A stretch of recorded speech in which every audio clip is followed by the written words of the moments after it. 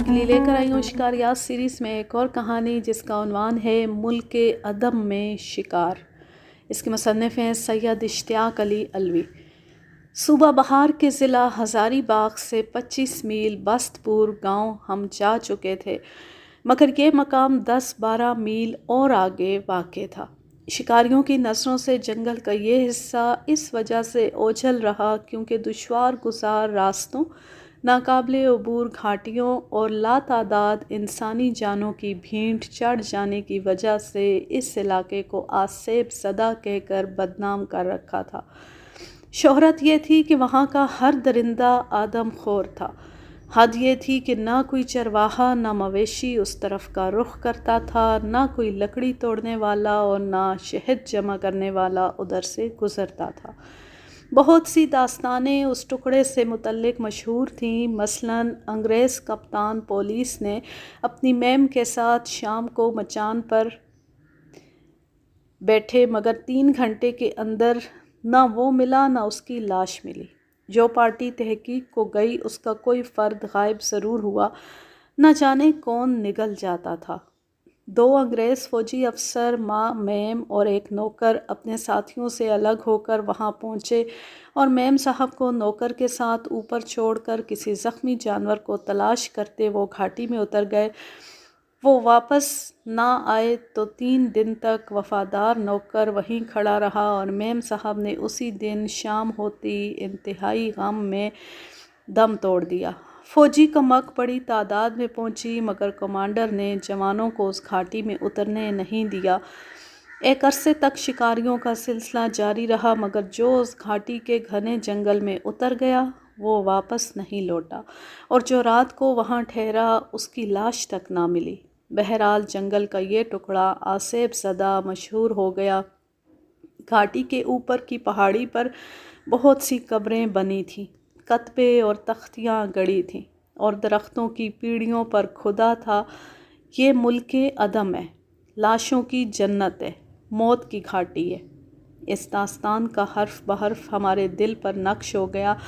دوسرے گاؤں کے 3 آدمی بڑی لالچ دینے پر ہمارے ساتھ ہو گئے۔ ان کی داستانوں کا سلسلہ جاری تھا۔ ان میں سے ایک فیل بانی کا کام کرتا تھا۔ اس نے بیان کیا کہ ایک دن وہ ہاتھی لے کر اس گھاٹی کے بیچ نالے ہاتھی کی مرضی کے خلاف چلا مگر فرلونگ بھر سے آگے ہاتھی نہیں گیا۔ اس کے پیروں تلے ہر قدم پر مردہ جانوروں کی ہڈیاں، انسانی ڈھانچے اور کھوپڑیاں آ رہی تھیں جس سے اندازہ ہوا وہ نالہ لاشوں اور ہڈیوں سے پٹا پڑا تھا۔ ہاتھی ایسا سمجھدار اور دلیر جانور بھی ان کو روندتے ہوئے ڈر رہا تھا۔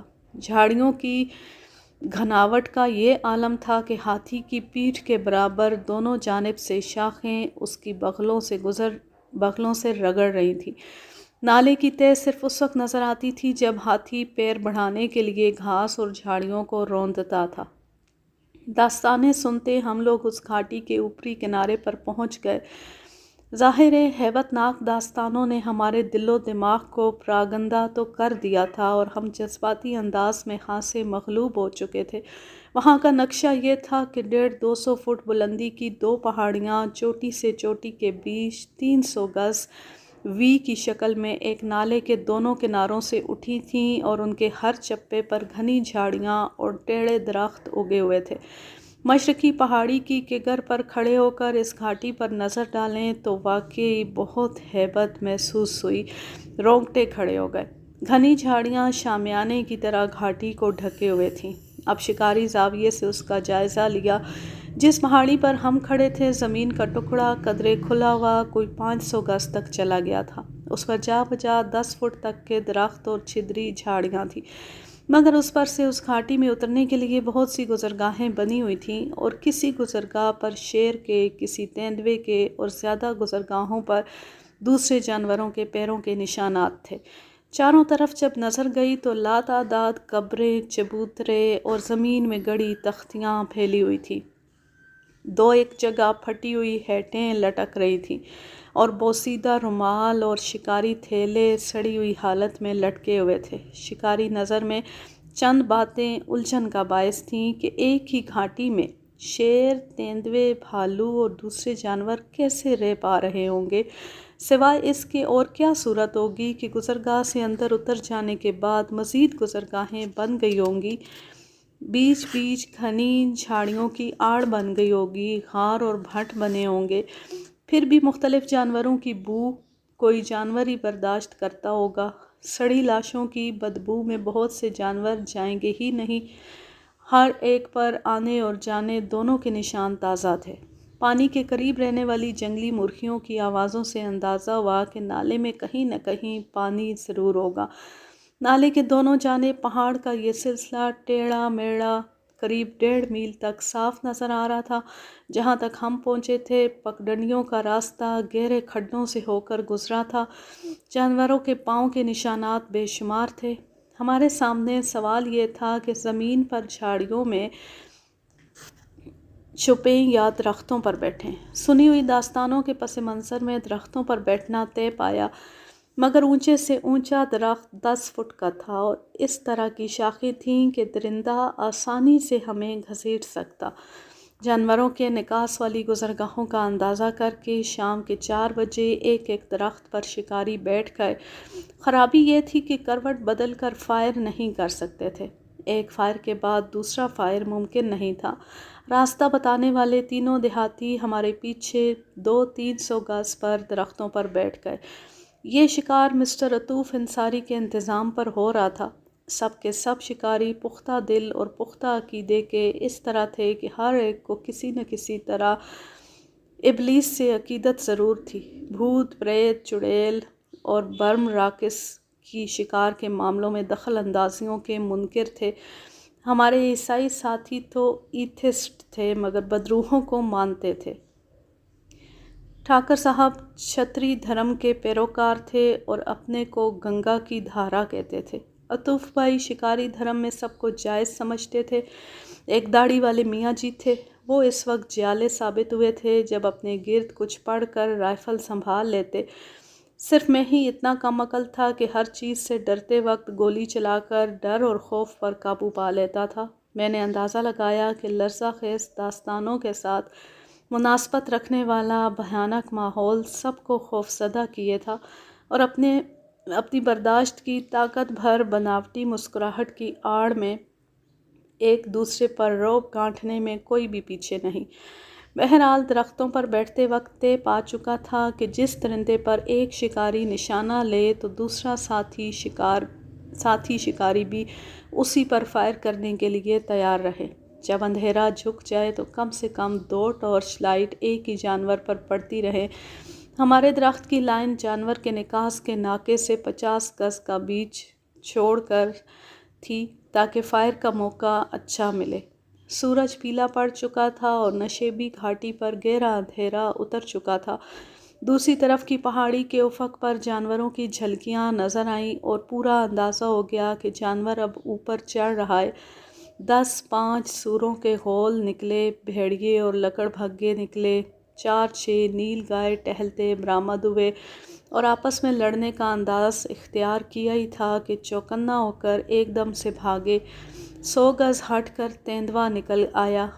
ہم خوش یوں تھے کہ ہم کو کسی نے پہچانا نہیں، کیونکہ پتیاں اور شاخیں آڑ کر رکھی تھیں اور گھنٹہ بھر سے بے حس و حرکت بیٹھے تھے۔ ہمارے کولے اکڑ گئے تھے، بدن اکڑ گیا، مگر اس میں بھی ایک لطف تھا۔ اوپری حصے پر اندھیرا بڑھ رہا تھا اور نشیبی گھاٹی پر تاریکی نے مکمل کمبل اڑا دیا تھا۔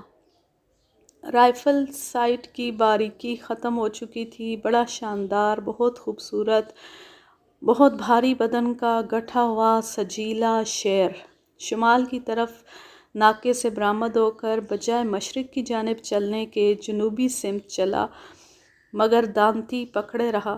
ہم نے ہاتھ روک لیا کیونکہ زخمی ہو کر واپسی کا جنگل زیادہ قریب تھا۔ شیر اور ترچھا ہو کر عطوف بھائی سے 10 گز سے گزرا۔ گولی چلی مگر دل بچ گیا، پھیپھڑے میں لگی۔ ہزبناک گرج کے ساتھ 5-7 فٹ اچھل کر گردن ڈالے لمبی دوڑ سے چلا، مگر میرے داہنے جانب کٹ کر نکلا۔ مجھے کروٹ بدلنے میں دیر لگی۔ وہ 20 گز پیچھے جا چکا تھا۔ میں نے دم کی جڑ میں گولی ماری۔ 423 بور کی بھاری گولی کے ساتھ کلابازیاں کھاتا چند گز آگے جا کر اوجھل ہو گیا۔ چند منٹ تک شیر کی غضبناک گرج سے چپا چپا لرزتا رہا۔ شکاریوں کو یقین تھا کہ چوٹ کاری لگی ہے۔ ہمارے تمام گائیڈز نے سیٹی بجا کر اطمینان دلایا کہ شیر ان کے سامنے کہیں ہے۔ بھالو کا جوڑا اٹھ کر صاحب کے سامنے آیا۔ انہوں نے نر مار لیا، 2 نیل میاں جی نے مار دیے، 3 سور عیسائی صاحب نے مار لیے۔ اب رات کا اندھیرا اور بھی غضبناک ہو چکا تھا۔ شکاری درخت سے اترے اور ان دیہاتیوں کے اشاروں اور آوازوں پر ان کی طرف گئے۔ آدھے ہی راستے پر مردہ شیر ملا۔ دیہاتیوں نے آخری کھانسی اور آخری کے کی آواز سنی تھی۔ تمام شکار کیے ہوئے جانور گھسیٹ کر ایک جگہ کھلے میں رکھے گئے اور شیر کو بھی وہیں پہنچا دیا گیا۔ ٹھاکر صاحب اور مجھ کو وہیں چھوڑ کر پوری پارٹی گاؤں پہنچی تو آدھا گاؤں کنارے کھڑا ٹو لے رہا تھا۔ بڑی مشکل سے گوشت لینے کی لالچ میں 25-30 آدمی شکاریوں کے ساتھ پہنچے۔ پہلے شیر کو گاؤں بھیجا گیا، پھر دوسرے جانور گاؤں پہنچے۔ بہرحال ملک عدم میں شکار نہ کر پانے کا بھرم ٹوٹ گیا۔ دوسرے دن ہم لوگ اسی گھاٹی کو دوبارہ دیکھنے گئے اور جہاں پر ملک عدم لکھا تھا اس کے نیچے اس کامیاب شکار کی تاریخ کندہ کر دی۔ آئندہ 3 دن تک ہم لوگ دوسرے جانور وہاں مارتے پھرا کیے، مگر کوئی عجیب یا انوکھی بات پیش نہیں آئی۔ ہاں اتنا ضرور تھا کہ جنگل اور گھاٹیوں سے گری شکارگاہ میں زیادہ چوکس رہتے، صرف یقینی نشانے مارتے تھے۔ شکار میں ضد یا ہٹ درمی سے کام لینا جہالت سمجھا جاتا ہے، کیونکہ شکار بہت سی مصلحتوں سے بھرا ہوا موقع کے اعتبار سے پلان بنا کر کھیلا جاتا ہے۔ ڈر، خوف، وہم اور گھبراہٹ کے لمحے جوار بھاٹے کی طرح آتے جاتے رہتے ہیں۔ یہی وہ گھڑیاں ہوتی ہیں کہ شکاری آزمائشوں پر درست اترے۔ شکاری تربیت کا یہ پہلو شکاری کے لیے در حقیقت ایسی ٹریننگ ہوتی ہے جو کسی دوسرے سپورٹس کو حاصل نہیں ہے۔ اس شکاری واقعے میں وہ جگہ جو ملک عدم کے نام سے موسوم کی گئی وہ واقعی بھیانک ماحول پیش کر رہی تھی۔ ہو سکتا ہے کہ ہماری شکار پارٹی بھی وہمی باتیں سن کر ڈر اور خوف کے جذبات سے مغلوب ہو جاتی، مگر باوجود اس کے کہ ہم سب کے دل اندر سے دہل گئے تھے، مگر خاص اور پکا ارادہ کر کے اس بھیانک ماحول میں داخل ہونے کا فیصلہ اس وجہ سے کرنے کی ہمت پڑ گئی کیونکہ ہمیں چسکا لگا ہوا تھا اس ماحول سے لطف اندوز ہونے کا جسے تھرل کہتے ہیں۔ اس کہانی کا ماخذ جنگل مصنف نے سن 1987 میں لکھنؤ سے شائع کی۔ اب میں لیتی ہوں آپ سے اجازت، جانیں خوش رہیں، شاد و آباد رہیں، ہنستے مسکراتے رہیں۔ اللہ حافظ، اللہ نگہبان۔